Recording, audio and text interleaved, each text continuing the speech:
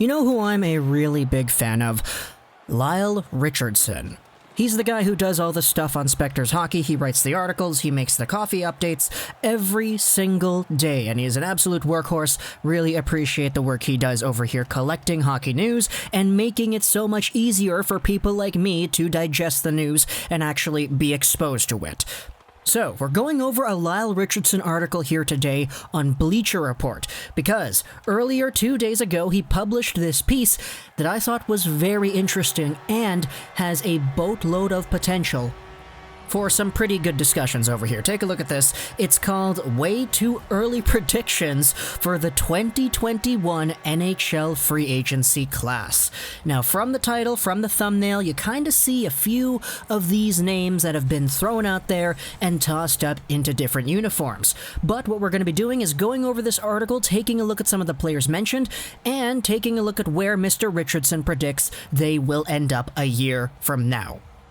The first name discussed on this list is Frederik Andersen of the Toronto Maple Leafs. Now, everybody kind of knows what's going on with the Leafs and their goaltending situation. Andersen has 1 year left. It's why he was in a spot where many people said, okay, he's on the trade block. Dubas is trying to move him. They want to get themselves a goalie who is locked up a little bit more than just 1 more year. So they'll have a lot more certainty going into the long-term future, because when it comes to the time that Andersen is going to need a contract extension, you could make a debate that this guy is going to demand a lot of money, and he has been a very capable NHL goaltender over the past few years, so a lot of money definitely could be justified when it comes to a Frederik Andersen extension.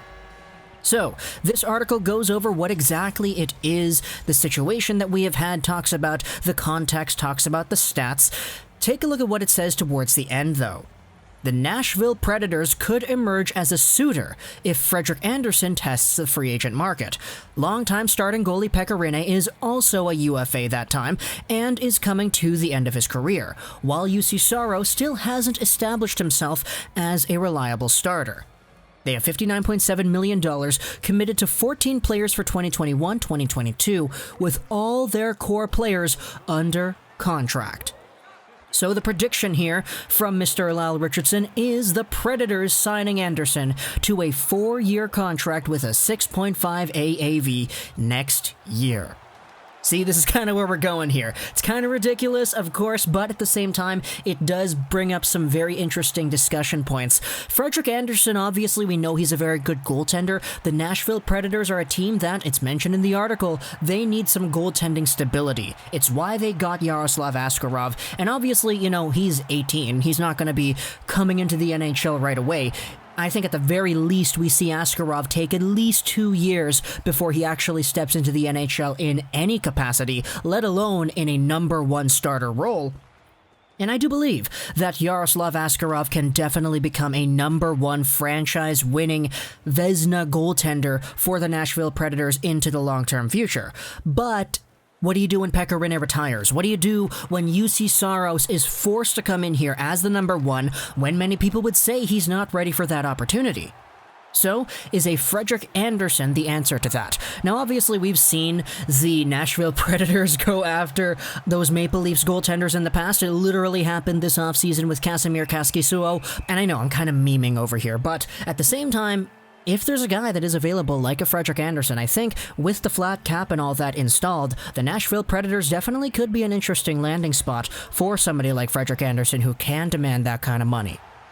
Next up, though, on the article, it's Taylor Hall of the Buffalo Sabres. Now, there's a little bit of a review done going over what exactly the context is behind Hall. He signed a 1-year, $8 million deal with the Buffalo Sabres, a team that many people thought wasn't really supposed to be a playoff contender like Taylor Hall intended to go to, or at least like what Taylor Hall made it seem like he was intending to go to. But this is ultimately the best case scenario for Taylor Hall, because he's going over to a team that is kind of weak in Buffalo, but he's going to be playing with Jack Eichel, probably the best center he has ever played with in his life. And I'm going to say that right away because 2020-2021 Jack Eichel to me is better than 2015-2016 Connor McDavid. That's just kind of how it is.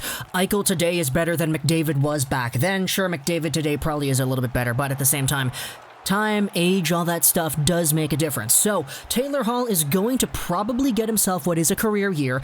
If the Sabres are not in the playoffs, then hey, they can trade away Taylor Hall. It's a 1-year contract, maybe get some salary retained in there, get some assets back, and Taylor Hall gets to go to a cup contender. Who knows if he wins a Stanley Cup there? And all of a sudden, he's a free agent once again, and he's probably in the market to demanding a boatload of money, maybe after a Stanley Cup win, maybe after a career year playing with Eichel, and all of a sudden, this is where the conversation gets funny. Because Lyle Richardson comes out here and says that the Columbus Blue Jackets could make a big pitch next year.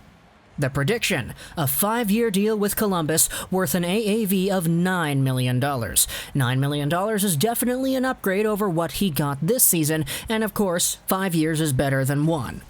But this is indeed another one of these options where you take a look at the team that is being mentioned and you say, yeah, they've got a lot of flexibility here. We noted in the previous video talking about the Patrick Laine-Zach Werenski situation that Columbus freed up a boatload of money this offseason, and they didn't really do much with it aside from signing Mikko Koivu, leaving that window wide open for a number 1 point producer to come back onto the squad, either via trade like a Zach Werenski for a Patrick Laine idea, which we did speak about yesterday, or via free agency like this Taylor Hall could potentially be.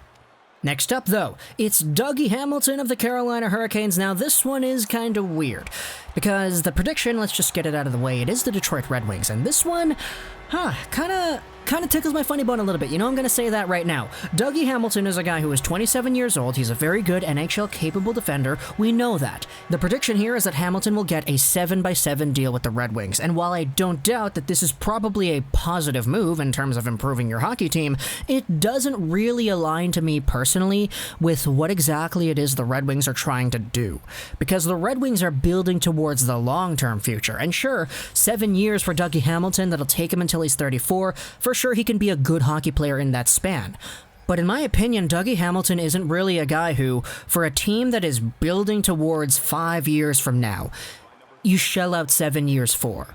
And again, it's something the Red Wings could do. It's just I don't think that aligns with what exactly the vision is Steve Yzerman is doing. So for this article's sake, I'm going to say I probably disagree with this one, but let's continue on a little bit more. The final ones over here, I'll spoil it for you. They are re-signings with the teams that they are currently on. Gabriel Landeskog and the Colorado Avalanche. The prediction here is a 6-year contract with an AAV up to $6.8 million. That's a lot, but hey, you got to pay your captain somehow, right? Ryan Nugent-Hopkins is up next. He's in the ballpark of a 7-year, $49 million contract with the Oilers as a prediction. As always, I'll leave a link in the description to read the reasonings behind all this stuff, because obviously Lyle does a pretty good job at compiling the reasonings for all of these players. And then you have Alexander Ovechkin, who is over here as well. What can I say? It's the Great Eight. It'd be very weird to see him in a jersey of any other team.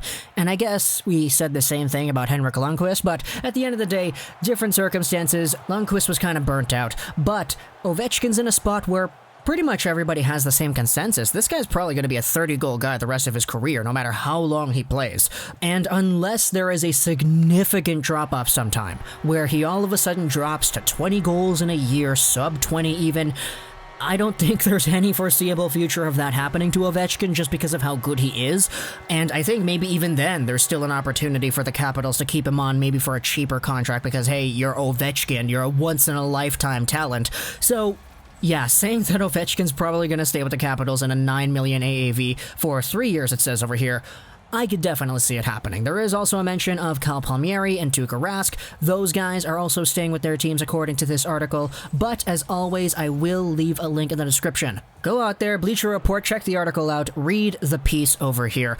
I just did my part in actually sharing some of the information, and I do believe there are some very interesting ideas for sure, which is why we discussed it here, but at the end of the day, these are just predictions, and the title does say it too. They are way too early predictions. We are probably a year removed from free agency in 2021, so just having a fun little exercise like this, to me, certainly does provide some thought-provoking value. So, talk to me in the comments what you think about the idea of Frederik Andersen going to the Predators, Dougie Hamilton going to the Red Wings. Man, I'm still really iffy about that. I don't know what it is, man.